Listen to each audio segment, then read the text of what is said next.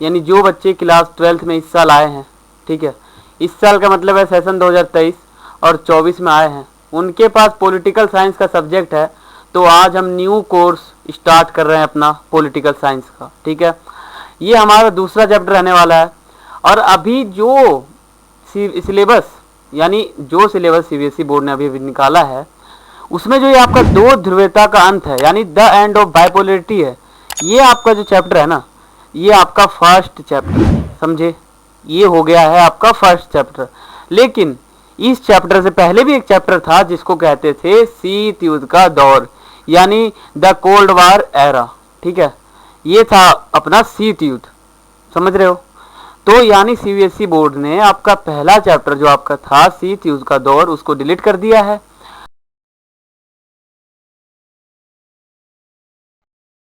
उसमें जो हमारा ये शीत युद्ध का दौर का चैप्टर था, चैप्टर फर्स्ट, ये इस साल सीबीएसई ने डिलीट कर रखा है, समझे। और जो हमारा तीसरा चैप्टर था समकालीन विश्व में अमेरिकी वर्चस्व, ये भी इस साल सीबीएसई ने डिलीट कर रखा है। तो आप इन दो चैप्टर को हटाकर देखोगे तो ये चैप्टर होगा फर्स्ट। और जो आपका चौथा चैप्टर हुआ करता था सत्ता के समकालीन केंद्र या फिर सत्ता के वैकल्पिक केंद्र, तो वो चैप्टर आपका हो गया है इस साल दूसरा। लेकिन पहले कैसा था, पहले था चौथा। तो आप यहाँ पर ये देख रहे हो अध्याय 2 लिखा हुआ है, लेकिन अध्याय 2 मैंने इसलिए लिख रखा है क्योंकि पहले इस चैप्टर का नाम अध्याय 2 हुआ करता था, समझ रहे हो। बस तो अब हम ये चैप्टर स्टार्ट करने वाले। अगर आप ये चैप्टर पढ़ रहे हो, ठीक है, तो आप इससे पहले जो चैप्टर हुआ करता था शीत युद्ध का दौर, तो आप उस चैप्टर को जरूर से जरूर पढ़ो। क्योंकि अगर आप शीत युद्ध का दौर का चैप्टर नहीं पढ़ोगे तो आपको ये दो ध्रुवता का अंत वाला चैप्टर समझ में नहीं आएगा, क्योंकि ये दोनों चैप्टर एक दूसरे से कनेक्टेड है, ठीक है। अगर आप उसको नहीं पढ़ रहे हो, आप डायरेक्ट इस पे आ रहे हो, उसको मिस कर रहे हो, उसको छोड़ रहे हो, उसको इग्नोर कर रहे हो, स्किप कर रहे हो, तो इसको आप ये जो आप पढ़ने आओगे इसको आपको बिल्कुल ये समझ नहीं आएगा चैप्टर कि इसमें क्या हो रहा है, ठीक है। इसलिए आप पहला चैप्टर पढ़ लो। भले ही सीबीएसई बोर्ड ने इस साल उसको डिलीट कर दिया, लेकिन आप पढ़ोगे तो आपको दूसरा चैप्टर बिल्कुल आसानी से एकदम आसान समझ में आ जाएगा। अगर आप पहला चैप्टर नहीं पढ़ोगे तो आपको दूसरा बिल्कुल समझ नहीं आएगा, ये मेरी गारंटी है, ठीक है। तो आज हम न्यू कोर्स स्टार्ट कर रहे हैं। और आप हमारे चैनल पर अगर नए आए हो, चैनल को सब्सक्राइब करो, बेल आइकन पर क्लिक करो, ठीक है। सेशन हमारा 2023-24 का है। हम सीबीएसई बोर्ड के अकॉर्डिंग अपना सिलेबस करने वाले हैं, ठीक है। तो आगे बढ़ते हैं। और ये वीडियो थोड़ा लंबा भी हो सकता है, लेकिन मैं आपको एक ही वीडियो में पूरा चैप्टर कवर कर दूंगा, पूरा चैप्टर पढ़ा दूंगा, ठीक है। ये वीडियो थोड़ा लंबा हो सकता है, तो आप वीडियो के आखिर तक बने रहें। आप वीडियो के आखिर तक बने रहेंगे तो आपको सिलेबस के बारे में जानकारी हो जाएगी, ठीक है। ये हमारा सीबीएसई बोर्ड के अकॉर्डिंग यानी central board of secondary education, subject हमारा पॉलिटिकल साइंस है। और आज हम इस बुक का फर्स्ट चैप्टर यानी इस साल डिलीट है ना पहला चैप्टर, तो आपका दूसरा चैप्टर हो गया पहला चैप्टर। इसलिए आज हम अपना पहला चैप्टर दो ध्रुवीयता का अंत मतलब स्टार्ट करने वाले हैं, शुरू करने वाले हैं, ठीक है। तो आप वीडियो के आखिर तक बने रहें। तो आगे चलते हैं। और आपका कोई भी सवाल हो, कोई भी क्वेरी हो, आप मुझसे पर्सनली पूछना चाहते हो तो आप मुझे फेसबुक और इंस्टाग्राम पर पूछ सकते हो, ठीक है। फेसबुक पे आप जाओगे तो मेरा इंटरफेस थोड़ा अलग प्रकार से ओपन होगा, लेकिन इंस्टाग्राम पर जाओगे तो बिल्कुल ये ओपन होगा। आप इसमें मुझे फॉलो कर लेना और आपका कोई भी सवाल हो आप मुझसे पर्सनली पूछ सकते हो, ठीक है। तो आगे चलते हैं। तो पहले हम देख लेते हैं जो हमारा सिलेबस है, यानी सीबीएसई बोर्ड ने जो हमारा सिलेबस निकाल रखा है, ठीक है। बुक हमारा है फर्स्ट समकालीन विश्व राजनीति, ठीक है। इसमें हमारे टोटल 7 चैप्टर है। कितने हैं? 7 है। तो आप यहां पे समझो, देखो आपका जो पहला चैप्टर था शीत युद्ध का दौर, उसको कर दिया सीबीएसई ने डिलीट, ठीक है। ये था आपका दूसरा चैप्टर दो ध्रुवीयता का अंत, तो ये हो गया पहला चैप्टर, समझ रहे हो। यानी पहला डिलीट हो गया तो दूसरा हो गया पहला, और तीसरा डिलीट हो गया तो चौथा हो गया दूसरा।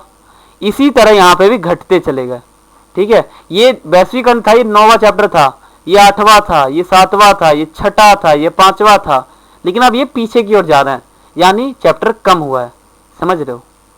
ये है। तो आप ये देख लो कि जो आपका ये जो सिलेबस है, यानी आज हम पहला चैप्टर करने वाले हैं दो ध्रुवीयता का अंत, ठीक है। तो दो ध्रुवीयता, ठीक है। तो दो ध्रुवीयता का अंत वाला जो चैप्टर है, इसमें आपको इस साल क्या पढ़ना है, ठीक है। यानी ये जो चैप्टर है इसमें आपको इस साल क्या पढ़ना है, पहले आपको मैं बताता हूँ। ये जो बुक है आपका समकालीन विश्व राजनीति, इसका अर्थ क्या होता है। देखो, समकालीन का मतलब होता है, सम मतलब होता है समान, कालीन मतलब होता है समय, यानी बराबर समय जो अभी चल रहा है, इसमें जो हमारी राजनीति है यानी पॉलिटिक्स है, इसमें क्या बदलाव हुए, क्या परिवर्तन हुए, यही आता है समकालीन विश्व राजनीति में। समझ रहे हो? तो ये है समकालीन विश्व राजनीति का अर्थ। ठीक है, तो अब हम इसके चैप्टर की ओर बढ़ते हैं। चैप्टर हमारा दो ध्रुवीयता का अंत है। इसमें आपको क्या पढ़ना है, इसमें आपको पढ़ना है सोवियत संघ का विघटन। विघटन का मतलब होता है अंत, ठीक है, पतन का मतलब भी होता है अंत। तो आप कंफ्यूज मत होना, शब्दों का खेल है लेकिन अर्थ होता है सेम। तो सोवियत संघ का अंत ये भी कह सकते हैं, सोवियत संघ का विघटन ये भी कह सकते हैं। ठीक है, तो सोवियत संघ का विघटन ये आप पढ़ोगे कैसे हो गया। एक ध्रुवीय विश्व, पहले दो ध्रुवीय विश्व थे, अब एक ध्रुवीय विश्व हो गया कैसे। मध्य पूर्वी संकट जो था अफगानिस्तान से, ये पढ़ेंगे। और जो खाड़ी युद्ध था ये पढ़ेंगे। और लोकतांत्रिक राजनीति और लोकतंत्रीकरण, जैसे CIS, 21वीं सदी में अरब स्प्रिंग आ गया। अब ये देखो, ये जो अरब स्प्रिंग है ना, ये आपके सिलेबस में मतलब है, लेकिन आपके पूरे बुक में नहीं मिलेगा। ये अरब स्प्रिंग ये नया टॉपिक आया है, CBSE बोर्ड ने नया टॉपिक निकाला है अरब स्प्रिंग। ठीक है, तो आगे चलते हैं फिर। ठीक है, तो पहले हम देखते हैं, इसमें हम पढ़ेंगे, पहले मैं आपको टॉपिक बताता हूँ आप क्या क्या पढ़ेंगे इसमें। ठीक है, पहले हम पढ़ेंगे शीत युद्ध क्या है। ठीक है, मैंने आपको कहा ना चैप्टर आप फर्स्ट पढ़ोगे उसमें आपको ये पता चल जाएगा शीत युद्ध क्या। आप पहला चैप्टर पढ़ लोगे ना तो आपको दूसरा चैप्टर बिल्कुल इजी लगेगा, कुछ भी नया नहीं लगेगा, कुछ भी अलग सा नहीं लगेगा, बिल्कुल सेम लगेगा। लगेगा कि दूसरा चैप्टर भी पहले चैप्टर जैसा ही है, कुछ अलग नहीं लगेगा। इसलिए मैं आपको कह रहा हूं आप ये पहला चैप्टर पढ़ लो। ठीक है, तो जो हमारा, मैं आपको पहला टॉपिक पढ़ाऊंगा शीत युद्ध क्या है, ये हमारा पहला टॉपिक है। बर्लिन की दीवार का गिरना ये आपको बताऊंगा। सोवियत प्रणाली क्या है ये आपको बताऊंगा। सोवियत संघ क्या है ये बताऊंगा। सोवियत संघ का विघटन के कारण क्या है, सोवियत संघ के विघटन के परिणाम क्या है, शॉक थेरेपी क्या है, संघर्ष और तनाव का माहौल रहा था। ठीक है, तो ये आपको बताऊंगा। अमेरिकी वर्चस्व ये आपको बताऊंगा। खाड़ी युद्ध, अरब स्प्रिंग, और जो हमारी 9/11 की जो घटना थी ये मैं आपको बिल्कुल विस्तार से बताऊंगा। ठीक है, तो कुल मिला के ये जो टॉपिक है ना, इसमें आपको बता दूं नया नया टॉपिक क्या है। तो आपका जो शॉक थेरेपी है ये आपको इसमें नहीं मिलेगा, ये आपको तीसरे चैप्टर में मिलेगा। अमेरिकी वर्चस्व भी आपको दूसरे चैप्टर में नहीं, तीसरे चैप्टर में मिलेगा, जो इस साल आपका डिलीट है। अरब स्प्रिंग आपको पूरे बुक में नहीं मिलेगा। खाड़ी युद्ध आपको तीसरे चैप्टर में मिलेगा। ठीक है, और जो हमारा बर्लिन की दीवार है ये तो आपको इसमें, ये आपको पहले चैप्टर में मिलेगा। बर्लिन की दीवार और ये शीत युद्ध, ये दो आपको पहले चैप्टर में मिलेंगे। यानी मैं आपको क्या कह रहा हूं, पहला चैप्टर शीत युद्ध का दौर, दूसरा चैप्टर और तीसरा चैप्टर एक दूसरे से कनेक्टेड है पूरा का पूरा। ठीक है, तीनों चैप्टर एक दूसरे से पूरा जुड़े हुए हैं। ठीक है, इसमें कोई शक नहीं। ठीक है, तो आगे चलते हैं। तो आज हम अपना टॉपिक शुरू कर रहे हैं। ठीक है, तो पहले हम जान लेते हैं शीत युद्ध क्या है। ठीक है, शीत युद्ध क्या है, तो देखो शीत युद्ध का मतलब होता है जब कोई दो व्यक्ति, आपको मैं अपने एग्जाम्पल की तौर से बता रहा हूं ताकि आपको समझ में आए। ठीक है, दो व्यक्ति है, ठीक है, इन दो व्यक्ति के बीच ऐसा माहौल हो गया है, ऐसा माहौल हो गया, लग रहा है कि अब इन दोनों के बीच हो जाएगा लड़ाई यानी युद्ध, लेकिन कोई युद्ध ही नहीं होता। उसी को कहते हैं शीत युद्ध। किसे कहते हैं शीत युद्ध, इसको कहते हैं शीत युद्ध। ठीक है, ये तो आप जान लो शीत युद्ध क्या है।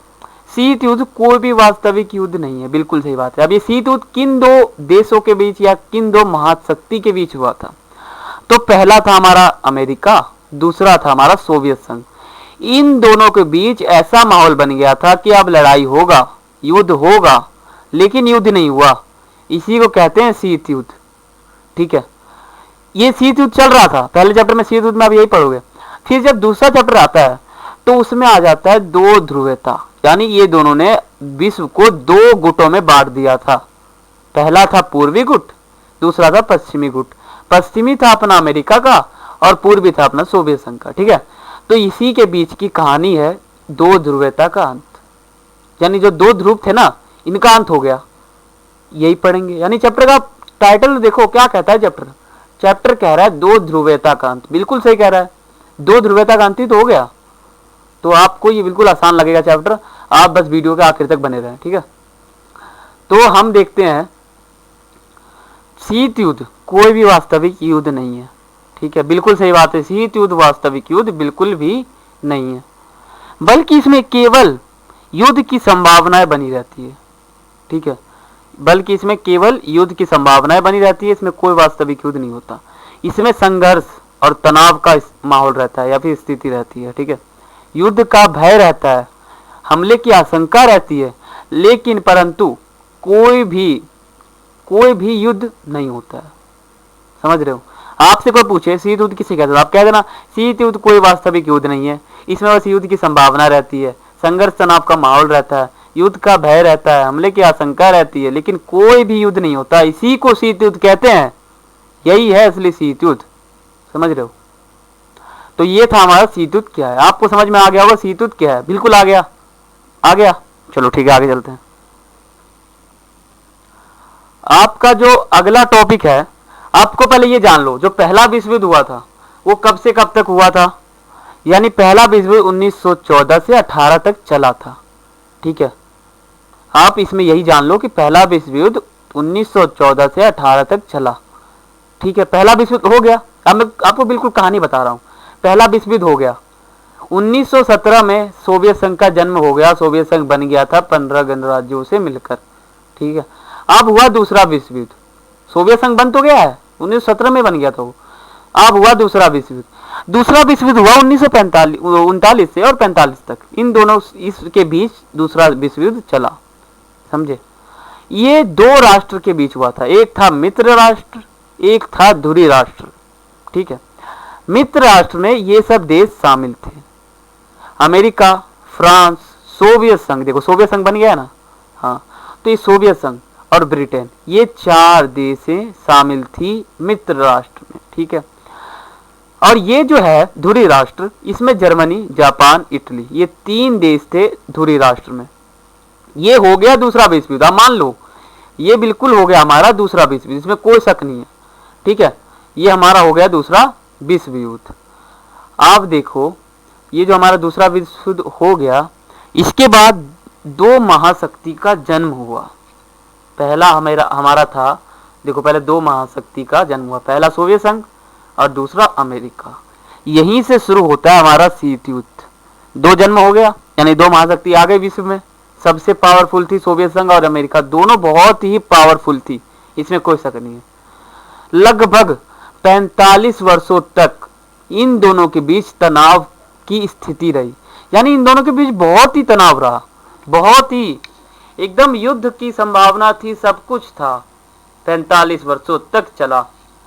आप सोचो 45 वर्षों में आदमी की उम्र बीत जाती है, यहाँ 45 वर्षों तक युद्ध चला। वो भी कैसा युद्ध? विचारों का युद्ध, लड़ाई झगड़ा नहीं हुआ, सिर्फ विचारों का युद्ध चला। इसी को शीत युद्ध कहते हैं। सोवियत संघ जो है 15 गणराज्यों से मिलकर बना था, ये मैंने आपको बता ही दिया था। 15 गणराज्यों का मतलब होता है 15 देश। 15 देश जब इकट्ठा होकर एक ग्रुप बना लेते हैं, उसी को सोवियत संघ का नाम दिया गया है। ठीक है, आगे बढ़ते हैं। दूसरे विश्व युद्ध के समाप्ति के बाद सोवियत संघ के विघटन तक अमेरिका और सोवियत संघ के बीच जो तनावपूर्ण स्थिति रही, उसी को शीत युद्ध की संज्ञा दी गई है। बिल्कुल सही बात है। दूसरा विश्व युद्ध समाप्त हो गया, यहाँ पर इन 2 महाशक्ति का हो गया जन्म। ठीक है, अब सोवियत संघ का विघटन कब होता है? 1991 में होता है। ठीक है, 1991 में विघटन हुआ सोवियत संघ का। 1945 में सोवियत संघ एक तरह से महाशक्ति बन चुका था। तो इन दोनों के बीच जो शीत युद्ध का माहौल था 45 वर्षों तक, इसी को शीत युद्ध कहा गया। समझ गए? ठीक है, आगे चलते हैं। देखो ये जो है ना, ये है हमारा मैप। जब इन दोनों महाशक्ति ने विश्व को 2 गुटों में बांट दिया था, यानी ये देखो, ये बट गया, मैंने आपको ऐसे बताया, ये 2 गुटों में बट गया, ये गया 2 साइड। ये वाला साइड था सोवियत संघ, ये था अपना अमेरिका। ठीक है, यहाँ पे खड़ी की गई एक बर्लिन की दीवार। अब वो बर्लिन की दीवार क्या थी वो मैं आपको आगे बताऊंगा। तो ये थी एक बर्लिन की दीवार, देखो ये है बर्लिन की दीवार। ठीक है, यहाँ पे है पूर्वी, यहाँ पे है पश्चिमी। गुट का मतलब होता है ग्रुप। ठीक है, ये पश्चिमी गुट था। ठीक है, ये था अपना सोवियत संघ और ये था अपना अमेरिका। ठीक है, तो आगे चलते हैं। अब देखो, ये जो बर्लिन की दीवार थी क्या थी? बर्लिन की दीवार, नाम क्या आ रहा है बर्लिन, तो बर्लिन क्या है, यूरोप महाद्वीप में जर्मनी नामक एक जगह है, उसकी राजधानी है बर्लिन। बर्लिन, ठीक है, ये मान लो पूरा एरिया है बर्लिन। अब ये देश के बीचों बीच बर्लिन में एक दीवार खड़ी की गई, ये देखो बिल्कुल सेंटर में एक दीवार खड़ी हो गई। ये है अपना पूर्वी गुट, ये है अपना पश्चिमी गुट। पश्चिमी गुट में जो है यूएसए यानी यूनाइटेड नेशंस, और ये आ जाएगा अपना अमेरिका, ठीक है, ये अपना आ जाएगा। और जो अपना दूसरा था ये था अपना सोवियत संघ, ठीक है। तो ये हो गए दो गुट। तो बर्लिन की दीवार कब खड़ी की गई, सन 1961। अब समझ में आ गया बर्लिन की दीवार क्या थी। आप तो यहां समझ रहे हो ना, एक बार मैप में देखो, मैप में एक बार देखो, मैं कह रहा हूं दो गुटों में, ये देखो यहीं पर एकदम बिल्कुल बर्लिन में एकदम सेंटर में जो है खड़ा कर दिया गया एक दीवार, ठीक है। तो बस आगे चलते हैं। बर्लिन की दीवार हमारा टॉपिक है। और आप अगर वीडियो को देख रहे हैं ना, तो आप एक पेन और कॉपी निकाल लो और नोट्स बनाते रहो साथी के साथ, ठीक है। क्योंकि जब मैं क्लास 12th में था तो मैंने भी जो पढ़ाई की थी वो नोट्स की सहायता से ही की थी। मैंने नोट्स बनाया था हर चैप्टर का, तो मुझे अभी तक चैप्टर पूरा याद है, समझ रहे हो। तो आप भी एक नोट्स बना लो चैप्टर को, एकदम टाइटल पूरा क्लियर समझने के लिए अपने भाषा में जो है चैप्टर को लिखोगे तो आपको बिल्कुल आसान लगेगा, ठीक है। तो एक बार अपना मैप बना लेना, ये अच्छा सा माइंड मैपिंग भी कहते हैं उसको और नोट्स भी कहते हैं, ठीक है। तो बर्लिन की दीवार सन 1961 में बर्लिन की दीवार बनी थी, ठीक है। यह दीवार पश्चिमी बर्लिन को पूर्वी बर्लिन से अलग करती थी। ये था हमारा पश्चिमी बर्लिन, ये था पूर्वी बर्लिन। इन दोनों को एक दूसरे से अलग कर दिया ये दीवार, बीच में जो दीवार है, समझ रहे हो। यह दीवार पूंजीवादी विश्व और साम्यवादी विश्व के विभाजन का प्रतीक था। अमेरिका जो है वो था पूंजीवादी विचारधारा को मानने वाला, और जो हमारा सोवियत संघ था ये था अपना साम्यवादी विचारधारा को मानने वाला, ठीक है। इन दोनों के बीच हो रही थी युद्ध। यह जो दीवार थी ना, ये 150 किलोमीटर लंबी थी। कितने किलोमीटर, 150 किलोमीटर। ऊंचाई इसकी 150 किलोमीटर थी और लंबाई भी। तो जो है लंबाई की बात कर रहा हूं, यह दीवार 28 वर्षों तक खड़ी रही। लेकिन जब ये दीवार गिरा तो उसी समय 1-2 साल बाद सोवियत संघ का विघटन हो गया, यानी अंत हो गया, ठीक है। 9 नवंबर 1989 को दोपहर के समय ये दीवार आम जनता द्वारा तोड़ दिया गया, ठीक है। किसने तोड़ा, तो आम जनता ने तोड़ा। अब देखो यहाँ 1989 आ चुका है। अब 2 साल बाद ही सोवियत संघ का विघटन हो जाता है और विश्व एक ध्रुवीय हो जाता है, वो बताऊंगा आगे, ठीक है। तो आपने बर्लिन की दीवार समझ ली, ठीक है। तो आगे चलते हैं। आप जानते हैं सोवियत प्रणाली क्या थी। सोवियत प्रणाली का मतलब क्या होता है, तरीका, स्टाइल, ठीक है, तरीका।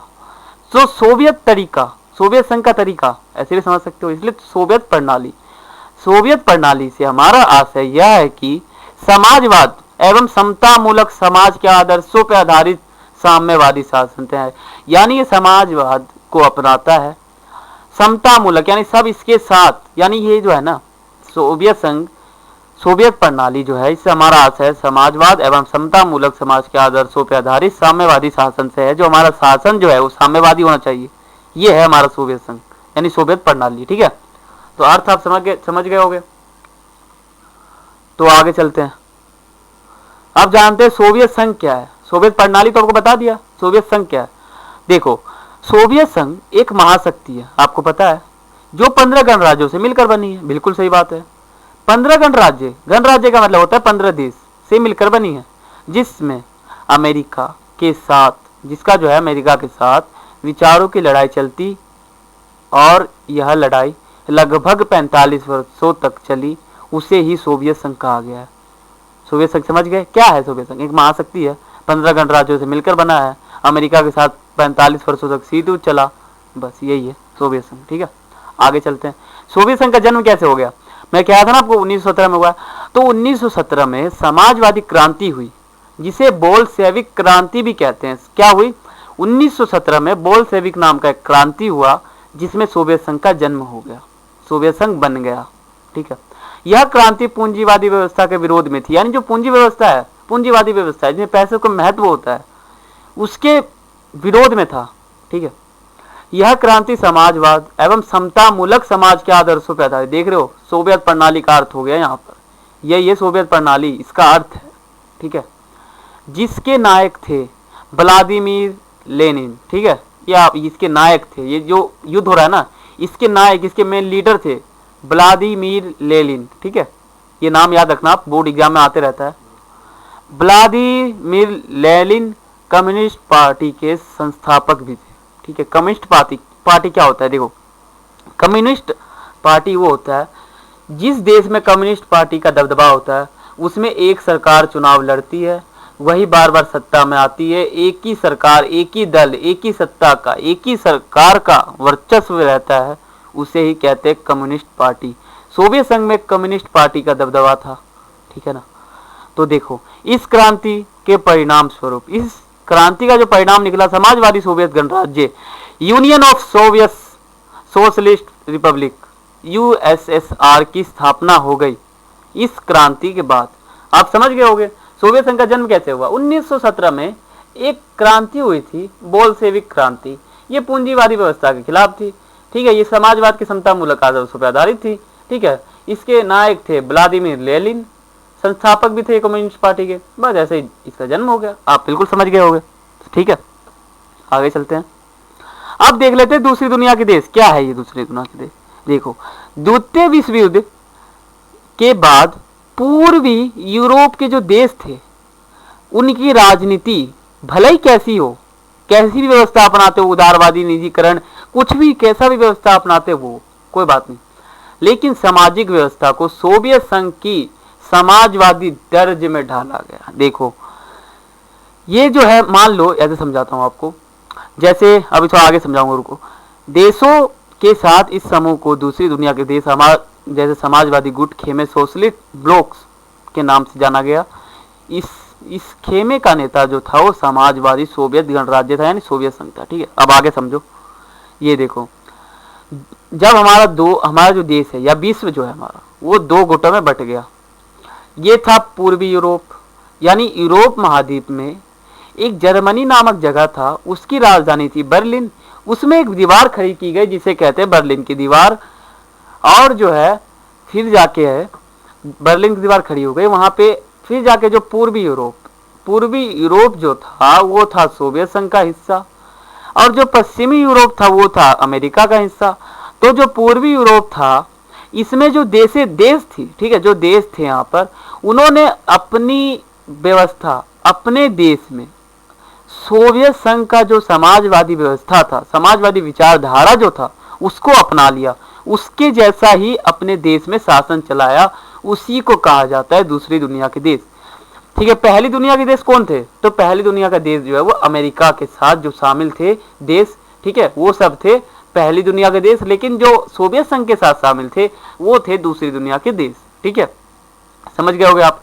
लेकिन पहली दुनिया के देश जो है ये आपके सिलेबस में नहीं आता, पेपर में बहुत कम आता है, बहुत ही मुश्किल है, नहीं आता लगभग। लेकिन दूसरी दुनिया के देश आता है, पेपर में आपसे पूछ लेगा कि दूसरी दुनिया के देश से आप क्या समझते हो, तो आप कह देना पूर्वी यूरोप में जो देश थे उन्होंने अपनी व्यवस्था को सोवियत संघ की व्यवस्था से ढाल लिया था, उसी को दूसरी दुनिया के देश कहा जाता है। ठीक है, तो आगे चलते हैं। अब जानते हैं सोवियत संघ की विशेषता क्या है। जो सोवियत संघ इतना झमेला था इसका, ये सोवियत संघ की विशेषता क्या है? तो सोवियत संघ की विशेषता है, सोवियत प्रणाली जो है वो पूंजीवादी व्यवस्था का विरोध तथा समाजवादी व्यवस्था के आदर्शों पर आधारित थी। ठीक है, आदर्शों पर आधारित थी, यानी सोवियत प्रणाली पूंजीवादी व्यवस्था का विरोध तथा समाजवाद के आदर्शों पर आधारित थी। सोवियत संघ जो था वो समाजवादी विचारधारा को मानने वाला था। ठीक है, और जो पूंजीवाद जो था वो मतलब अमेरिका जो था वो पूंजीवादी विचारधारा को मानने वाला था। सोवियत संघ सोवियत प्रणाली की में नियोजित अर्थव्यवस्था थी। ठीक है, ये विशेषता बता रहा हूं आपको। कम्युनिस्ट पार्टी का दबदबा था, यानी जो कम्युनिस्ट पार्टी जो है इसका दबदबा था सोवियत संघ में। ठीक है, न्यूनतम जीवन स्तर की सुविधा अपने नागरिकों को सुनिश्चित थी। ठीक है, बेरोजगारी ना होना, यहाँ बेरोजगारी बहुत कम थी, सबको रोजगार उपलब्ध था। ठीक है, उन्नत संचार प्रणाली थी। ठीक है, और जो हमारा ये था, ये भी एक प्रमुख लाभ है, इसका प्रमुख विशेषता है, उत्पादन के साधनों पर राज्यों का नियंत्रण था। ठीक है, राज्यों का नियंत्रण था उत्पादन के साधनों में। ठीक है, तो आगे चलते हैं, ये विशेषता मैंने आपको बता दिया। अब जानते हैं सोवियत संघ की समाप्ति की घोषणा कब हुई। सोवियत संघ की समाप्ति की घोषणा 25 दिसंबर 1991 के दोपहर 12 बजे के आसपास बोरिस येल्त्सिन के नेतृत्व में पूर्वी यूरोप के देशों ने तथा रूस, यूक्रेन, बेलारूस और सोवियत संघ की समाप्ति की घोषणा कर दी। यानी जो रूस था, जो यूक्रेन था, जो बेलारूस था, इसने 25 दिसंबर 1991 के दोपहर 12 बजे बोरिस येल्त्सिन के नेतृत्व में सोवियत संघ की समाप्ति की घोषणा कर डाली। कह दिया कि अब सोवियत संघ का अंत हो गया, विश्व एक ध्रुव्य हो गया। ये कह दिया कौन? इन तीनों देश ने कहा, इसके नेतृत्व में और इस दिन कहा। समझ गए आप? बिल्कुल समझ गए, समझ गए, ठीक है। CIS स्वतंत्र राज्यों का राष्ट्रकुल बना, 15 नए देशों का उदय हुआ। जो हमारा 15 गणराज्य था सोवियत संघ में शामिल, उसका उदय हो गया, वो आजाद हो गया। यह सोवियत संघ के पूर्व राष्ट्रों के बीच स्थापित एक अंतर सरकारी संगठन है। यानी जो हमारा 15 गणराज्य थे, वो देश जब आजाद हो गए, पूरे आजाद हो गए, 15-15, ठीक है, सरकारी संगठन है, ठीक है, ये सरकारी संगठन है। यह एक ऐसा संघ है जो अपने सदस्यों देशों के बीच व्यापार, श्रम, वस्तुओं की आवाजाही बनाए रखते हैं, ठीक है। ये था अपना 15 देश, ठीक है। तो आगे चलते हैं। इस तरह सोवियत संघ का समाप्ति का घोषणा कर दिया। किसने किया आपको पता चल गया, कब किया, किसके नेतृत्व में किया, पता चल गया, ठीक है। आगे चलते हैं। आप जानते हैं सोवियत संघ के जो विघटन हो गया ना, वो क्यों हो गया, इतना जल्दी क्या हो गया, तो ये जानते हैं। तो नागरिकों की राजनीति और आर्थिक आकांक्षाओं को पूरा न करना। आकांक्षा का मतलब होता है इच्छा, ठीक है। यानी जो व्यक्ति की कोई इच्छा है, कोई व्यक्ति उसकी इच्छा पूरी ना करे, उसे ही कहते हैं आकांक्षाओं को पूरा ना करना, ठीक है। नागरिकों की राजनीतिक और आर्थिक, राजनीति यानी राजनीति, पॉलिटिक्स से जुड़ी हुई जानकारी, राजनीति और आर्थिक आकांक्षाओं को पूरा नहीं किया इसने, सोवियत संघ ने, ठीक है। सोवियत प्रणाली पर नौकरशाही का शिकंजा था। नौकरशाही जो है उसका दबदबा था, उसका पहुंच था, उसका वहां पे नेतृत्व था, उसका उतरना था, उसका हस्तक्षेप था, ठीक है। कम्युनिस्ट पार्टी का अंकुश, यहाँ पे कम्युनिस्ट पार्टी का दबदबा था, वो अपनी जो पावर है वो लोगों के ऊपर चलाती थी। ये भी इसका प्रमुख कारण था सोवियत संघ के विघटन का, ठीक है। संसाधनों का अधिकतम उपयोग परमाणु हथियारों पर, ठीक है। संसाधन जो है इसका परमाणु हथियार बनाने में सोवियत संघ ने अधिक उपयोग कर लिया। ये भी इसका प्रमुख कारण है विघटन का, ठीक है। प्रौद्योगिकी यानी टेक्नोलॉजी और बुनियादी ढांचे में पश्चिम के मुकाबले पीछे रहना। पश्चिम जो है ना, आप समझो, ये देखो बहुत अच्छा शब्द आया, जो हमारा पश्चिमी गुट था, यानी जो अमेरिका वाला गुट था, उससे बहुत पीछे रह गया हमारा सोवियत संघ, यानी पूर्वी गुट, समझ रहे हो, वो बहुत दूर रह गया अपने पश्चिमी गुट से। इसलिए तो ये जीत गया और ये हार गया, यही तो मेन फोकस है। रूस की प्रभुसत्ता, यानी रूस जो है, आपको ये बता दूं, जो 15 गणराज्य थे सोवियत संघ में, उसमें सबसे प्रमुख, सबसे ऊपर, सबसे महत्वपूर्ण जो था वो रूस था। रूस जो है वो सोवियत संघ का एक महत्वपूर्ण हिस्सा था, महत्वपूर्ण देश था, ठीक है। तो आगे चलते हैं। गोरबाचेव, ये आपको विशेष ये कारण बता रहा हूँ विघटन का। गोरबाचेव, मिखाइल गोरबाचेव जो था, इसके द्वारा किए गए सुधारों का विरोध होना, है ना, अर्थव्यवस्था गतिरुद्ध, वह उपभोक्ता वस्तुओं की कमी, राष्ट्रवादी भावनाओं और संप्रभुता की इच्छा का आभार, सोवियत प्रणाली की सत्ताधारी ना होना, पार्टी का जनता के प्रति जवाबदेह ना होना, यानी जो पार्टी है वो जनता के प्रति अपनी जो इच्छा है, अपना जो कार्य है उसको पूरा नहीं करता। ये भी एक प्रमुख कारण है सोवियत संघ के विघटन का, ठीक है। तो आगे चलते हैं। अब मुझे लग रहा है आपको समझ में आ रहा होगा, बिल्कुल, ठीक है। तो अब हम देखते हैं जो हमारा सोवियत संघ था, इसके विघटन के परिणाम क्या हो गए। मान लो एक महाशक्ति था विश्व में, उसका विघटन हो गया 1991, लेकिन होने के बाद हुआ क्या माहौल हुआ, समझे, क्या माहौल हुआ, तो ये माहौल मैं आपको बताने वाला हूँ। शीत युद्ध की समाप्ति हो गई, बिल्कुल सही पॉइंट है, शीत युद्ध की समाप्ति हो गई।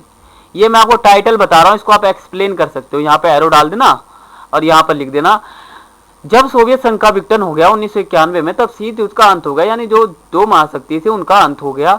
ये इसका पॉइंट बना के लिख सकते हो, ठीक है। यहाँ आपको टाइटल बता रहा हूँ, ऊपर का हेडिंग। हथियारों की होड़ की समाप्ति, जो हथियार के होड़ थे अमेरिका हथियार ला रहा है, सोवियत संघ ला रहा है, दोनों लड़ाई करने के लिए तैयार है, हो ही नहीं रहा लड़ाई। ये हथियारों की होड़ समाप्त हो गई सोवियत संघ के विघटन के बाद। ठीक है, एक ध्रुव विश्व अमेरिकी वर्चस्व। ठीक है, एक ध्रुव विश्व हो गया, यानी पहले दो ध्रुव थे, अमेरिका और सोवियत संघ, लेकिन सोवियत संघ तो गया, बचा क्या? अमेरिका। यानी विश्व में एक ध्रुव विश्व हो गया, एक ही महाशक्ति का पावर है। वो कौन है? वो है अमेरिका। समझ रहे हो? तो आगे चलते हैं।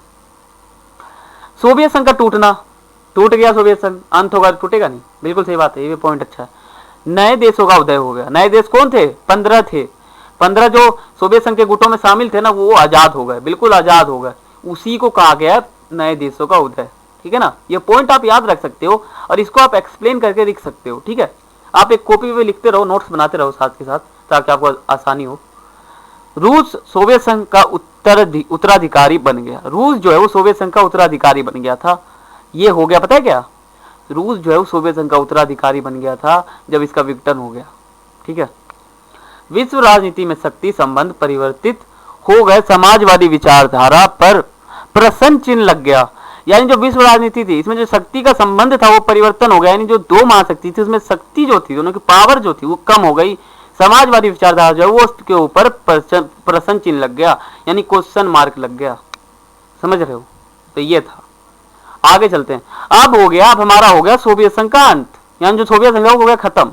और आपको मैं अभी फिर बताता हूँ, आप पहले चैप्टर को पढ़ लेना, शीत युद्ध का दौर, आपको बिल्कुल आसान लगेगा। दूसरा चैप्टर बिल्कुल कुछ नया नहीं लगेगा, बिल्कुल समझ में आ जाएगा आपको। ठीक है, आप पहला चैप्टर पढ़ लेना, उसका लिंक आपको डिस्क्रिप्शन में दे दूंगा मैं आपको, उसमें से पढ़ लेना। ठीक है, तो आपका जो ये है अमेरिकी वर्चस्व, एक ध्रुव विश्व, आप विश्व जो है एक ध्रुव हो गया। ठीक है, तो आप देखते हैं किस प्रकार एक ध्रुव हो गया, देखते हैं। तो जो है अब हो गया है अमेरिका का वर्चस्व, देख रहे हो, अमेरिका का हो गया है वर्चस्व, अब विश्व हो गया है एक ध्रुव। ठीक है, तो आप देखते हैं इसके पीछे की कहानी क्या है, थ्योरी पढ़ते हैं इसके पीछे की। देखो, एक ध्रुव विश्व, ये मैंने आपके सामने लिखा है। अब देखो 1991 में सोवियत संघ के विघटन के बाद, ठीक है, सोवियत संघ के विघटन के साथ ही या बाद में शीत युद्ध का अंत हो गया तथा अमेरिकी वर्चस्व की स्थापना हो गई। साथ विश्व राजनीति का स्वरूप एक ध्रुव हो गया। इसको आपसे कोई पूछ ले एक ध्रुव विश्व क्या है, तो आप कह देना जब एक ध्रुव विश्व हो गया, सोवियत संघ का विघटन हो गया, शीत युद्ध का अंत हो गया और अमेरिका एक महाशक्ति बच गई, वही एक ध्रुव के कारण थी, उसी को एक ध्रुव कहा गया। ठीक है ना, तो आप देखो, और आप ये मत समझना कि अमेरिका जो है 1991 के बाद ही अस्तित्व में आया है, उसका वर्चस्व 1991 के बाद ही हुआ है, लेकिन नहीं। एक घटना आप याद करो, अगस्त 1945 को जापान के दो शहर हिरोशिमा और नागासाकी पर अमेरिका ने जो है बम गिराए थे। तो क्या उस समय अमेरिका का वर्चस्व नहीं था? बिल्कुल था, अमेरिका का पावर था। लेकिन अभी जब दो महाशक्ति थी, उसमें से एक का अंत हो गया, तो अमेरिका का जो पावर है, जो वर्चस्व है, वो खुल के सामने आ गया, पूरा दिखाई देने लग गया, यही कहा गया है यहाँ पर। ठीक है, तो अगस्त 1990 में इराक ने अपने पड़ोसी देश, इराक जो है अगस्त 1990 में अपने पड़ोसी देश कुवैत पर कब्जा कर लिया। अब राष्ट्र जो संयुक्त राष्ट्र संघ है, आप समझो संयुक्त राष्ट्र संघ, इसे यूएनओ, यूनाइटेड नेशंस ऑर्गेनाइजेशन कहा जाता है। ये चैप्टर आपके सिलेबस में है, ये आपको चैप्टर में पढ़ाऊंगा। ये संयुक्त राष्ट्र संघ जो है ना, आप पूरा एक बड़ा चैप्टर, इसको आपको गहराई से बताऊंगा। ठीक है, इसकी स्थापना हुई थी 24 अक्टूबर 1945 को, संयुक्त राष्ट्र संघ की स्थापना हो गई थी। ठीक है, तो अब मैं आपको आगे बताऊंगा चैप्टर में, अभी आप थोड़ा समझ लो। तो संयुक्त राष्ट्र संघ ने इस विवाद को समाधान के लिए, मतलब इसको सुलझाने के लिए अमेरिका, ठीक है, अमेरिका को इराक के विरुद्ध सैन्य बल की अनुमति दे दिया। अमेरिका को बोल दिया आप उससे बल दे दो, आप उसको आक्रमण करो, कुछ भी करो, आप कब्जा हटा लो, ऐसा इस संयुक्त राष्ट्र संघ ने कह दिया। ठीक है, संयुक्त राष्ट्र संघ का यही नाटकीय फैसला, अमेरिका के राष्ट्रपति उस समय कौन थे 1990 में? George Bush.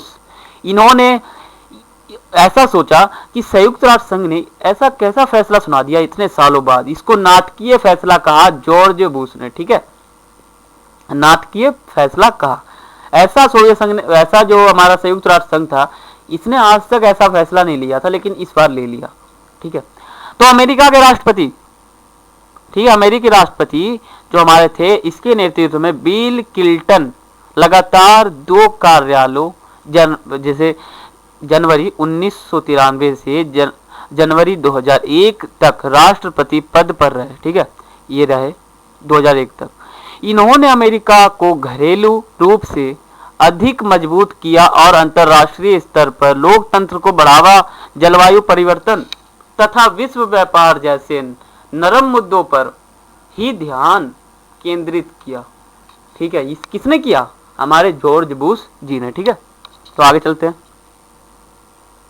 अब तो हो गया अमेरिका का वर्चस्व, अमेरिका एक महाशक्ति बच गई, पूरे विश्व में उसका हो गया फैलाव, वर्चस्व, उसकी एक तरह से पावर। अब कारण क्या थे? यानी एक ध्रुव के कारण भी तो होंगे। अब एक ध्रुव, अब ऐसा सोचो, जो सोवियत संघ इतनी बड़ी महाशक्ति थी, वो भी कम नहीं था, बहुत बड़ा महाशक्ति था, वो बहुत ही पावरफुल। तो उसका अंत ऐसे कैसे हो गया? और हो गया तो ये अमेरिका ही क्यों जीत गया? इसका भी तो अंत हो सकता था, लेकिन नहीं हुआ। तो यही देखने वाले हैं कि कारण क्या थे अमेरिका का जीतने का, एक ध्रुव विश्व होने के कारण क्या थे। तो बहुत सारे कारण थे, मैं आपको 3 कारण बताऊंगा यहाँ पे। पहला आपका सैन्य कारण, ठीक है, सैनिकों से जुड़ा हुआ। तो उच्च सैनिक प्रौद्योगिकी, यानी अमेरिका में सैनिक जो है अच्छे मात्रा में थे। सर्वाधिक सैन्य बजट, सैनिक के ऊपर बजट भी अच्छा था। 5 सशक्त कमाने, उत्तरदायी दक्षिणी भाग जो है, केंद्रीय यूरोप व पैसिफिक जो है, ऐसे 5 एक तरह से क्या कहते हैं हथियार वहां पे था। ठीक है, यहाँ पे उदाहरण जैसे मान लो प्रथम वह द्वितीय जो खाड़ी युद्ध हुआ था, इसमें अमेरिका का वर्चस्व खुल के सामने आया था, उसमें भी आपको दिखेगा बहुत वर्चस्व। ठीक है, तो जो है आर्थिक कारण जो है, विश्व की सबसे मजबूत अर्थव्यवस्था थी अमेरिका में, मुक्त समुद्री व्यापार पर नियंत्रण था, इंटरनेट वह MBA का जनक। ठीक है, इंटरनेट जो था उस समय था अमेरिका में। ठीक है, WB, IMF, WTO के मुख्य भूमिका भी इसमें थी अमेरिका में, ढांचा इसका सपोर्ट था, पिलर्स थे यहाँ पे। और जो सांस्कृतिक कारण है, यानी जो संस्कृति से जुड़ा हुआ जो कारण है, पहला है पहनावा, जीन्स पहनते थे लोग। खान पान जो है वो बहुत ही अच्छा था। US संस्कृति का विस्तार, रात्रि की शिफ्ट में काम करना। ठीक है, बहुत ही अच्छा यहाँ पे संस्कृति था उस समय। सोवियत संघ के मुकाबले बता रहा हूँ आपको, सोवियत संघ के मुकाबले बहुत ही अच्छा था। ये भी प्रमुख कारण थे एक ध्रुव विश्व होने का और अमेरिका का वर्चस्व होने का। ठीक है, तो मैंने आपको कारण बता दिया, आप लिख लो, नोट डाउन कर लो। ठीक है, अपने भाषा में लिखना, आप रटने की कोशिश मत करो। ठीक है, अपने भाषा में लिखोगे तो आपको बिल्कुल समझ में आएगा, रटोगे तो कब तक रटोगे। ठीक है, तो अब हम देखते हैं, जो आप एक नया टॉपिक आपके सिलेबस में ऐड हुआ है, शॉक थेरेपी। ये तो पिछले साल भी था, लेकिन एक तरह से नया ही है। ठीक है, शॉक थेरेपी क्या है आप समझो। शॉक थेरेपी नाम देख रहे हो आप, क्या था? Shock therapy. तो देखो, शॉक थेरेपी का शाब्दिक अर्थ होता है आहत पहुंचाकर उपचार करना। क्या होता है? शांति, लोगों को शांति पहुंचाकर उपचार करना, बताना, समझाना। ठीक है, साम्यवाद के पतन के बाद सोवियत संघ यानी गणराज्य की विश्व बैंक और अंतरराष्ट्रीय मुद्रा कोष द्वारा निर्देशित मॉडल अपनाना पड़ा। ठीक है, इस मॉडल के तहत साम्यवाद को जोड़कर, ठीक है, पूंजीवाद अपनाना था। इसे ही शॉक थेरेपी कहा गया है। शॉक थेरेपी किसे कहा गया है? आहत पहुंचाकर उपचार करना। साम्यवाद के पतन के बाद, साम्यवाद जब खत्म हो गया, उसके बाद सोवियत संघ के गणराज्य को विश्व बैंक और अंतरराष्ट्रीय मुद्रा कोष, ठीक है, इसको अपनाकर अपना अच्छे से ध्यान रखना, कहना, समझाना, इसी को शॉक थेरेपी कहा गया है। ठीक है, अब देखते हैं शॉक थेरेपी के आगे क्या टॉपिक है। अब हमारा टॉपिक आ रहा है शॉक थेरेपी की विशेषता क्या है। ये जो शॉक थेरेपी इतना लंबा कहानी था, इसकी विशेषता क्या क्या है? तो पहला, मिल्कियत का प्रमुख रूप निजी स्वामित्व के हाथों में था। यानी किसी जमीन का बहुत बड़ा टुकड़ा एक निजी हाथों में था, एक निजी व्यक्ति के पास था। ठीक है, बहुत बड़ा टुकड़ा, बहुत बड़ा एक तरह से हिस्सा। ठीक है, राज्य की संपदा का निजीकरण, जो राज्य की संपदा था उसका निजी, उसका जो नियुक्त है, उसका जो लीडर है, शॉक थेरेपी के तहत ही उसके ऊपर ध्यान रखा जाता है। ठीक है, ये मैं आपको अपने मन से भी बता रहा हूँ कुछ पॉइंट। सामूहिक फॉर्म की जगह निजी फॉर्म, जो समूह के द्वारा, जो सामूहिक फॉर्म जो होते हैं और जो निजी फॉर्म होते हैं, अब निजी फॉर्म को अधिक महत्व दिया जाने लगा। इसकी विशेषता है, इसमें निजी फॉर्म जो है उसको अधिक देखा जाता है, ये विशेषता है शॉक थेरेपी का। ठीक है। मुक्त व्यापार व्यवस्था को अपनाना, मुक्त व्यापार, किसी के ढांचे में न रहना, मुक्त होकर व्यापार करना, ये भी शॉक थेरेपी का एक बहुत ही बड़ा विशेषता है। मुद्राओं की आपसी परिवर्तन, ठीक है, मुद्रा जो है, जो पैसे, जो मिट्टी भी है एक तरह समझो, मृदा जो है मिट्टी होता है, मुद्रा जो पैसे होता है, ठीक है, आप कंफ्यूज मत होना। मुद्रा जो है इसकी आपसी लेन देन करना, इसको देना, फिर इससे लेना, फिर देना, ये सब जो आवाजाही है, जो एक तरह इसको क्या कहते हैं, जो प्राप्त करते हैं, ठीक है, जो देते हैं, ये सब भी एक विशेषता है शॉक थेरेपी का। ठीक है। पश्चिमी देशों की आर्थिक व्यवस्था से जुड़ाव, जो पश्चिमी देश थे उनसे जो आर्थिक व्यवस्था है उनसे जुड़ाव हो गया उनके साथ। ठीक है। पूंजीवाद के अतिरिक्त किसी भी वैकल्पिक व्यवस्था को स्वीकार नहीं किया गया, यानी जो पूंजीवाद के अतिरिक्त किसी भी वैकल्पिक व्यवस्था, यानी पूंजीवाद को तो स्वीकार कर लिया शॉक थेरेपी ने, लेकिन पूंजीवाद व्यवस्था के अलावा कोई भी व्यवस्था है उसको ये शॉक थेरेपी बिल्कुल बर्दाश्त नहीं करती है, बिल्कुल स्वीकार नहीं करती है। ये भी इसकी एक विशेषता है। ये सभी विशेषता मैंने आपको बता दिया। ठीक है, आपको समझ में आ गया होगा। तो आगे चलते हैं। तो अब हम अपना अगला टॉपिक देखने वाले हैं, शॉक थेरेपी जो है इसका परिणाम क्या हो गया।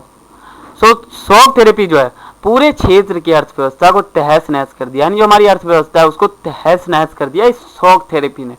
शॉक थेरेपी को बनाया किस उद्देश्य से गया था और इसने कर क्या दिया, ये आप सोचो, समझ रहे हो। तो रूस का औद्योगिक ढांचा चरमरा गया। रूस का जो औद्योगिक ढांचा जो था वो चरमरा गया। 90% जो उद्योग थे उसको निजी कंपनियों को बेच दिया गया। 90% जो उद्योग होते हैं, जो फैक्ट्री होती है, जो फैक्ट्री होती है, जो उद्योग होते हैं जिसमें मजदूर काम करते हैं, वो जो उद्योग होता है उसके 90% उद्योग, सोच लो 90% उद्योग कितने ज्यादा हो जाएंगे। तो 90% उद्योग को जो है निजी कंपनियों को बेच दिया गया, वो भी औने पौने दामों में। औने पौने दाम किसे कहते हैं, मान लो किसी भी चीज का दाम है 1000 रुपए, लेकिन व्यक्ति उसको 5 रुपए में बेच दे, उसी को कहते हैं औने पौने दाम में बेचना। तो ये जो उद्योग थे ये कितने अरबों के थे, लेकिन बैच जो है ना इसको बेच दिया गया 1000 रुपए में, ऐसा समझ लो, यानी औने पौने दाम में बेच दिया गया। कोई पैसे की अहमियत नहीं रखी यहाँ पे, समझ लो। तो महत्वपूर्ण उद्योग को काफी कम कीमत, यानी औने पौने दाम में बेच दिया गया, ये नुकसान था इसका। इसे इतिहास की सबसे बड़ी गैराज सेल कहा जाती है, यानी जो इतिहास की सबसे बड़ी गैराज सेल जो है वो शॉक थेरेपी को कहा जाता है, क्योंकि इसने ही औने पौने दामों में बेचा था। जो हमारे उद्योग थे उसको 90% उद्योग जो है वो निजी स्वामित्व के हाथों में बेच दिया। ये था शॉक थेरेपी के परिणाम। इसका उद्देश्य कुछ अलग था, परिणाम कुछ अलग निकल गया। ठीक है, तो शॉक थेरेपी सबसे बड़ी गैराज सेल जो है शॉक थेरेपी को कहा जाता है। सोवियत संघ के विघटन के बाद अर्थव्यवस्था के सुधार के लिए शॉक थेरेपी को अपनाया गया था। इसके तहत ही 90% उद्योग जो है वो निजी स्वामित्व में बेच दिए गए। ठीक है, तो आपको समझ में आ गया होगा। तो आगे चलते हैं। तो जो है अगला टॉपिक हमारा है रूसी मुद्रा, रूबल में गिरावट। जो हमारी रूसी मुद्रा थी, यानी रूस जो था उसकी जो मुद्रा थी उसके रूबल में गिरावट आ गई, महंगाई बढ़ गई। ठीक है, खाद्यान्न का आयात करना पड़ा। पहले एक समय था, एक जमाना था जब हम खाद्यान्न को बेचते थे, यानी उसको निर्यात करते थे, लेकिन अब ऐसा समय आ गया शॉक थेरेपी के कारण कि उसको आयात करना पड़ रहा है, उसको हमको खरीदना पड़ रहा है, उसको लाना पड़ रहा है। ये है इसका परिणाम, नुकसान। ठीक है, सरकारी रियासतें, ठीक है, समाप्त कर दी गई। जो सरकारी जो रियासतें थी, एक तरह से जो सपोर्ट था उसको समाप्त कर दिया गया शॉक थेरेपी के कारण। ठीक है, अमीर और गरीब लोगों के बीच तीखा विभाजन, जो अमीर लोग हैं और जो गरीब लोग हैं इन दोनों के बीच बहुत बड़ा विभाजन का कारण था ये शॉक थेरेपी, समझ रहे हो। तो ये था अपना शॉक थेरेपी। इसके नुकसान बहुत ज्यादा हुए, फायदा बहुत कम हुए। तो आप ऐसे लिख सकते हो कि पेपर में आते रहता है कि शॉक थेरेपी के परिणाम क्या है, उसके उद्देश्य क्या है, उसके नुकसान क्या है, सब कुछ आ सकता है। आप बस याद करो, पॉइंट को रटना मत, समझ लो। ठीक है, तो आगे चलते हैं। अब हम देखने वाले हैं जो संघर्ष और तनाव का माहौल था इस समय के बीच। संघर्ष और तनाव का माहौल जो है बहुत लंबा चला। तो संघर्ष और तनाव का माहौल क्या था। सोवियत संघ, देखो पूर्व सोवियत संघ, यानी मैंने आपको कह दिया था ना पूर्वी यूरोप, पूर्व सोवियत संघ के अधिकांश गणराज्य संघर्ष की आकांक्षा वाले क्षेत्र थे। यानी जितनी भी संघर्ष वाला माहौल हुआ है वो वो जो है गणराज्यों के चक्कर में ही हुआ है, उनके तहत ही हुआ है। ठीक है, अनेक गणराज्य ने गृह युद्ध और बगावत को झेला है। इसके जो 15 गणराज्य थे, इसमें बहुत सारे गणराज्य ऐसे थे जिसने गृह युद्ध को झेला, बगावत को झेला, हथियारों की होड़ को झेला। ठीक है, इसके साथ इन देशों में बाहरी ताकतों की दखल भी बढ़ी। ठीक है, बाहरी जो ताकत है उसका दखल जो है वो बढ़ गया। इससे स्थिति और भी जटिल हो गई, यानी बहुत ही खराब, बहुत ही खतरनाक हो गया। रूस के 2 गणराज्य चेचन्या और दागिस्तान, ठीक है, ये 2 नाम है, इन दोनों ने हिंसक अलगावादी आंदोलन चलाए। अलगावादी जो आंदोलन था उसने किसने चलाया? तो चेचन्या और दागिस्तान ने चलाया, बहुत लंबा। ठीक है, मार्क्सो में चेचन विद्रोहियों से निपटने के जो तरीके अपनाए और जिस गैर जिम्मेदार तरीके से सैन्य बमबारी जो है यानी जो बम गिराए गए कि उसमें मानवतावादी अधिकार, जैसे मानव अधिकार जो है उसका जो अधिकार होता है का व्यापक उल्लंघन हुआ। ठीक है, लेकिन इससे आज़ादी की आवाज़ दबाई गई और इससे कोई भी बात नहीं बना। ये सब था संघर्ष का तनाव। ठीक है, संघर्ष का माहौल, तनाव का माहौल। ठीक है, तो मध्य एशिया है इसमें तजाकिस्तान जो है, ठीक है, 10 वर्षों यानी 2001 तक गृह युद्ध के चपेट में रहा। इस पूरे क्षेत्र में कई सांप्रदायिक संघर्ष चल रहे थे। ठीक है, उज्बेकिस्तान का एक प्रांतीय नगरनो, ठीक है, कराबाख है। यहाँ के कुछ स्थानीय आर्मेनियाई, ये एक नाम है, आर्मेनियाई अलग होकर आर्मेनिया से मिलना चाहते थे। जॉर्जिया में 2 प्रांत स्वतंत्रता चाहते थे वो स्वतंत्रता, लेकिन नहीं मिला उनको, और गृह युद्ध लड़ रहे थे। यूक्रेन, ठीक है, किर्गिस्तान, ठीक है, तथा जॉर्जिया में मौजूदा शासन को उखाड़ फेंकने के लिए आंदोलन चले। कई देश और प्रांतीय नदी जल के सवाल पर आपस में भिड़े हुए इन सरकारी बातों की वजह से अस्थिरता का माहौल हो गया। ऐसी स्थिरता यानी कोई व्यक्ति रुक जाए, समझ जाए, ठीक है, माहौल हो गया और आम नागरिक का जीवन दूभर हो गया। ठीक है, तो आपने संघर्ष और तनाव का माहौल समझ लिया होगा, ये आपके सिलेबस में है। आप इसको एक एक चीज इसका नोट डाउन कर लेना। ठीक है, आप ये जो लिखोगे ना कॉपी में, ये सब पॉइंट लिख देना, ये सब। ठीक है, ये बहुत ही महत्वपूर्ण है। ठीक है, तो आगे चलते हैं। अब हम देखने वाले हैं जो हमारा अलग टॉपिक, एक बहुत ही अच्छा टॉपिक है, जो नया टॉपिक है, अरब स्प्रिंग। ठीक है, अरब स्प्रिंग ये एक बहुत ही बड़ा टॉपिक है, ये हमारा न्यू टॉपिक है, इसको आप न्यू टॉपिक समझो। ये अभी जो है इस साल ही आया है आपके सिलेबस में। ठीक है, ये है न्यू टॉपिक, आप इसको ध्यान से समझोगे तब आपको समझ में आएगा। ये जो आपको पीछे फोटो दिख रहा है ना, ये अरब स्प्रिंग है, अरब की क्रांति हुई थी उसी का एक फोटो है। ठीक है, तो आगे चलते हैं। आप जानते हैं जो अरब स्प्रिंग यानी अरब क्रांति जो था, अब ये क्या है देखो, अरब स्प्रिंग का मतलब क्या होता है? उछलना। ठीक है, अरब स्प्रिंग का मतलब क्या हुआ? यानी अरब के जो देश थे उसमें लोकतंत्र का फैलाव दिखाई दिया, लोकतंत्र भारी मात्रा में आया, लोकतंत्र अपनाया गया, लोकतंत्र को महत्व दिया गया, लोकतंत्र का महत्व बढ़ गया। उसी को यानी अरब के देशों में लोकतंत्र जो है वो बहुत ही तेजी से फैल गया, उसी को अरब स्प्रिंग कहा गया। स्प्रिंग का मतलब होता है उछलना और अरब का मतलब होता है अरब के देशों में लोकतंत्र का उछलना, यानी अरब के देशों में लोकतंत्र का उछलना ही अरब स्प्रिंग कहलाता है। ठीक है, आप समझ गए होंगे। तो अब इसके अंदर की बातें पढ़ते हैं। 21वीं शताब्दी में लोकतांत्रिक व्यवस्थाओं तथा पश्चिम एशियाई देशों में लोकतंत्रीकरण के लिए नए विकास का उदय हुआ। कह रहा था मैंने आपको, अरब के देशों में जो लोकतंत्र पश्चिम एशियाई लोकतंत्रीकरण का जो है वो विकास हुआ, ये होता है अरब स्प्रिंग। इस प्रकार की एक परिघटना जो है अरब स्प्रिंग के रूप में जानी जाती है, जिसका आरंभ 2009, अब किसी लेखक के बुक में जो है आपको 2010 भी मिलेगा और 2009 भी मिलेगा, लेकिन मैंने यहाँ दोनों लिख दिया है, 2009-10 दोनों लिख दिया, आपको कंफ्यूजन ना हो। ठीक है, ट्यूनेशिया में प्रारंभ हुए अरब स्प्रिंग ने अपनी जड़ें जमा ली। जो ट्यूनेशिया में जो अरब स्प्रिंग फैल गया था, अरब देशों की बात कर रहा हूँ, इसमें जो ट्यूनेशिया था इसके प्रारंभ अरब स्प्रिंग जो थे इसने अपनाई, इससे जुड़ी जो जानकारी उसको प्राप्त किया, लोकतंत्र अपने अपने देश में अपनाया, ये था इसमें। जहां जनता द्वारा भ्रष्टाचार, बेरोजगारी तथा निर्धनता के विरुद्ध संघर्ष प्रारंभ किया गया, यह संघर्ष एक राजनीतिक आंदोलन को परिवर्तित किया, क्योंकि जनता तत्कालिक समस्याओं को निरंकुश तानाशाही का परिणाम मानती थी। अब मैं इसको अपनी भाषा में बताता हूँ।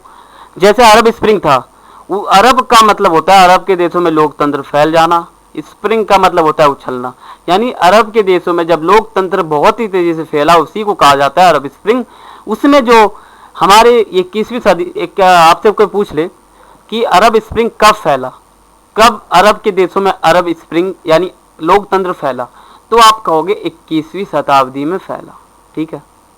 इसमें जो पश्चिम एशियाई के देश थे, ये भी अपने यहाँ अपने देशों में लोकतंत्र को बहुत ही तेज रफ्तार से फैलाने लग गए अपने देश में। ठीक है।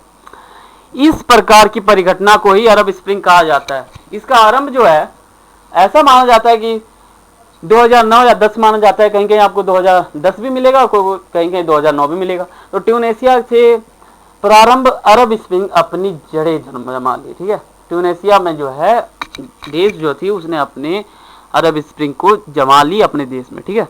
तो आप अरब स्प्रिंग को बिल्कुल समझ गए होंगे। आप ये पूरा पॉइंट जो है इसको नोट डाउन कर लो। ठीक है। तो आगे बढ़ते हैं, तो आगे देखते हैं कि अरब स्प्रिंग और क्या था। इसके पीछे मैंने और पॉइंट लिखा है आपके सामने, देखो। ट्यूनेशिया में उदित लोकतंत्र की मांग पश्चिम एशियाई के मुस्लिम बहुल अरब देशों में फैल गई। क्या मतलब हुआ इसका?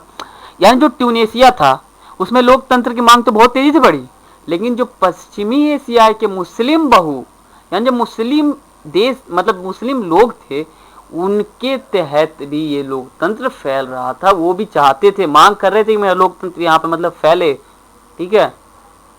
तो होसनी मुबारक एक व्यक्ति का नाम है, जो 1979 के पश्चात मिस्र में सत्ता में थे।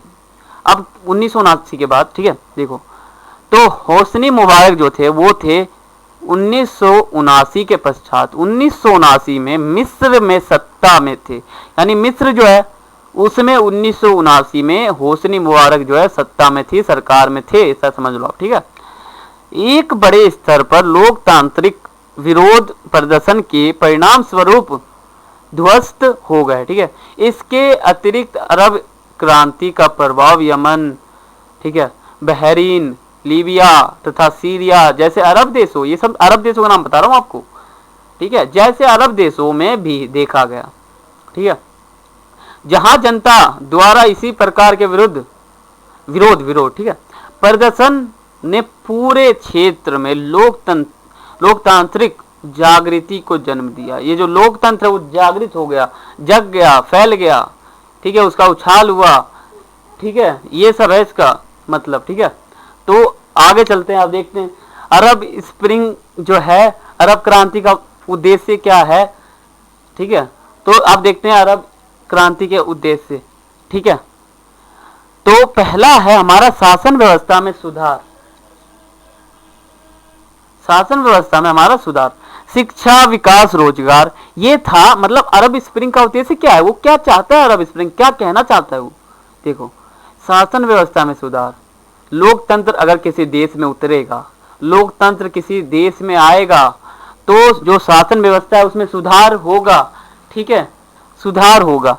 लोकतंत्र की स्थापना पर बल, यानी जो लोकतंत्र है इसकी स्थापना पर बल दिया जाएगा। ठीक है। लोकतंत्र की स्थापना में बल दिया जाएगा। और जो शिक्षा है, जो विकास है, इसके और भी जो है बढ़ेगा अरब स्प्रिंग के कारण। ठीक है। और जो समानता है इसमें भी बढ़ोतरी होगी, अरब स्प्रिंग का ये उद्देश्य है। ठीक है। आगे बढ़ते हैं। प्रथम खाड़ी युद्ध ये कब हुआ? सन 1990 में इराक जो है वो कुवैत पर कब्जा कर लिया था। सन 1990 में इराक ने कुवैत पर कब्जा किया।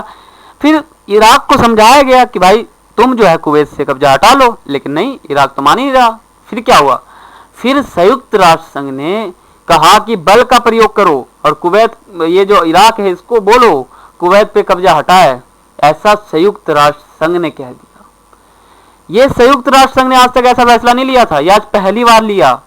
इसे एक नाटकीय फैसला कहा गया, इसे एक नाटक कहा गया। ऐसा फैसला कभी संयुक्त राष्ट्र संघ ने नहीं लिया। यूएनओ, यूनाइटेड नेशंस ऑर्गेनाइजेशन ने कभी भी ऐसा फैसला नहीं लिया। ठीक है। तो इसे एक नाटकीय फैसला कहा गया, क्योंकि पिछले 45 वर्षों में यूएनओ ने इतना बड़ा फैसला नहीं लिया था। इसको बहुत ही खराब फैसला माना गया, ये प्रथम खाड़ी युद्ध के चक्कर में था। अब ये प्रथम खाड़ी युद्ध क्या था? युद्ध का मतलब क्या होता है? लड़ाई। प्रथम मतलब क्या होता है? पहला। अब खाड़ी मतलब क्या हुआ? यही तो पॉइंट है। देखो 1990 में इराक ने कुवैत पर कब्जा कर लिया, मैंने आपको बता दिया, कर लिया। फिर इराक को समझाया गया कि भाई कुवैत से जो कब्जा है वो हटा लो, लेकिन संयुक्त, फिर ये नहीं हटाया, इराक ने नहीं हटाया। फिर संयुक्त राष्ट्र संघ ने कहा कि बल का प्रयोग करो और इराक को जो है कब्जा हटाओ, बोलो उसको, इराक के ऊपर बल का प्रयोग करो, ठीक है। इसे एक नाटकीय फैसला कहा गया, क्योंकि संयुक्त राष्ट्र संघ ने आज तक ऐसा बल का, हिंसा का प्रयोग करने के लिए कभी नहीं कहा है किसी के प्रति, ये इसलिए इसको नाटकीय फैसला कहा गया, ठीक है। तो आगे चलते हैं। तो ये हमारा जो है, आगे चलते हैं। तो आगे हम बात करेंगे, जो हमारा पॉइंट है आगे जो हमारा महत्वपूर्ण पॉइंट है, इसको भी आप समझ लेना। जो हमारे जो जॉर्ज बुश थे, इन्होंने कहा कि नई विश्व व्यवस्था की संज्ञा दी गई। ये जो है ना, ये जो संयुक्त राष्ट्र संघ ने कह दिया कि बल का प्रयोग करो, ऐसा सुनते ही जो हमारे जॉर्ज बुश थे, इन्होंने इसे नई विश्व व्यवस्था का नाम दे दिया गया, कह दिया कि जो ये व्यवस्था थी नई व्यवस्था, ऐसा नहीं होना चाहिए था। इस युद्ध में 34 देशों के लगभग 6,60,000 सैनिकों ने भाग लिया। इस युद्ध, ये जो युद्ध हो रहा था ना, ये युद्ध की जो मैं बात कर रहा हूं, यही तो है प्रथम खाड़ी युद्ध। प्रथम खाड़ी युद्ध इसी चक्कर में चला था। किस लिए चला था? 1990 में इराक ने कुवैत पर कब्जा कर लिया था, इसलिए तो ये सब चला। इसी को कहते हैं प्रथम खाड़ी युद्ध, ठीक है। इस युद्ध में जो है 34 देशों के, कितने देश हो गए? 34 देशों के 6,60,000 सैनिकों ने भाग लिया। कितने सैनिकों ने लिया? 6,60,000 सैनिकों ने भाग लिया। अमेरिकी जनरल नॉर्मन, ठीक है, सरवाजा कॉम, ये इसका नाम है, इस सैन्य अभियान के प्रमुख थे, ठीक है। इसे ऑपरेशन डेजर्ट स्टॉर्म कहा गया। ये एक ऑपरेशन, जैसे स्ट्रिंग ऑपरेशन नहीं होता, एक मिशन नहीं होता, वही है ऑपरेशन डेजर्ट स्टॉर्म कहा गया इसको, ठीक है। इस युद्ध में स्मार्ट बमों, स्मार्ट, जैसे ये जो युद्ध हो रहा है प्रथम खाड़ी युद्ध, इसमें बहुत ही स्मार्ट बमों का प्रयोग किया गया है, बहुत ही स्मार्ट बमों का, ठीक है। इसे सारी दुनिया में लाइव दिखाया गया। ये जो खाड़ी युद्ध हो रहा था ना, इसको सारी दुनिया में जो है लाइव दिखाया गया था। ये जो जॉर्ज बुश थे, इनको लगा ये नई व्यवस्था को नाम दे दिया इसका, ठीक है, नाम दे दिया। इस युद्ध में 34 देशों के 6,60,000 सैनिकों ने भाग लिया, ठीक है। फिर ये चलता गया आगे तक, ये जो युद्ध हो गया ना, और ये ऑपरेशन डेजर्ट स्टॉर्म के सहायता से हुई थी, ये ऑपरेशन चलाया गया था। अब इसको नोट डाउन कर लो, ठीक है। इसे सारी दुनिया में लाइव दिखाया गया। ये जो युद्ध हो रहा था, इसको सारी दुनिया में उस समय लाइव दिखाया गया टीवी पे, समझ रहे हो? तो ये है। तो और आगे चलते हैं। ये बहुत ही लंबा युद्ध चला था, प्रथम खाड़ी युद्ध। इराक के राष्ट्रपति, जिसने कब्जा कर लिया था ना कुवैत पे, इराक ने किया था, लेकिन इराक के राष्ट्रपति कौन थे? सद्दाम हुसैन, ये थे उस समय इराक के राष्ट्रपति। इन्होंने कहा कि 100 जंगों की एक जंग साबित हुई। ये जो प्रथम खाड़ी युद्ध था, ये 100 जंगों की एक जंग शामिल हुई, ये प्रथम खाड़ी युद्ध। इराक यह युद्ध हार गया था। इराक जो है ये युद्ध हार गया था। इससे यह पता लगता है कि अमेरिका की सैन्य क्षमता कितनी मजबूत है। अमेरिका की इससे यह पता चल गया, जो अमेरिका है ना, उसकी जो सैन्य क्षमता है, जो सैनिक का पावर है, वो इराक से बहुत ज्यादा मजबूत है, बहुत ज्यादा ताकतवर है, बहुत ज्यादा मजबूत है। इस युद्ध को लाइव प्रसारण किया गया। ये जो है ना, प्रसारण किया गया यानी दिखाया गया, लाइव टेलीकास्ट किया गया। इस युद्ध का जो पैटर्न था, ये जो युद्ध हो रहा था, ठीक है। तो आपको मैंने बता दिया प्रथम खाड़ी युद्ध। तो आगे चलते हैं, और इसमें क्या क्या हुआ। तो और जो है आपको बता रहा हूं, और जो है अमेरिका ने इस युद्ध में मुनाफा कमाया। इस युद्ध में अमेरिका ने साइड से मुनाफा भी कमाया है, ऐसी बात नहीं है, क्योंकि अमेरिका ने इस युद्ध में जितनी रकम खर्च की थी, उससे कहीं ज्यादा अमेरिका को जर्मनी, जापान, सऊदी अरब जैसे देशों से मिल गई। जितना इसने खर्च किया उतना इन्होंने उससे ज़्यादा दे दिया, यानी अमेरिका को कितना फायदा हुआ, पैसे कमाया कि नहीं कमाया अमेरिका ने। तो यही है यहाँ पर। तो आगे चलते हैं। अब हमारा सबसे लास्ट टॉपिक है, ये हमारा इस चैप्टर का सबसे आखिरी टॉपिक है, सबसे आखिरी टॉपिक है। तो जो है हमारा टॉपिक है 9/11 की घटना। आपको ये पता होगा ये जो 9/11 की घटना बहुत ही अजीब तरह की घटना थी। ये आप समझोगे तो आपको अच्छा लगेगा। ये देखो, ये जो घटना थी ना, इस पे आपको बता रहा हूँ, रुको देखो,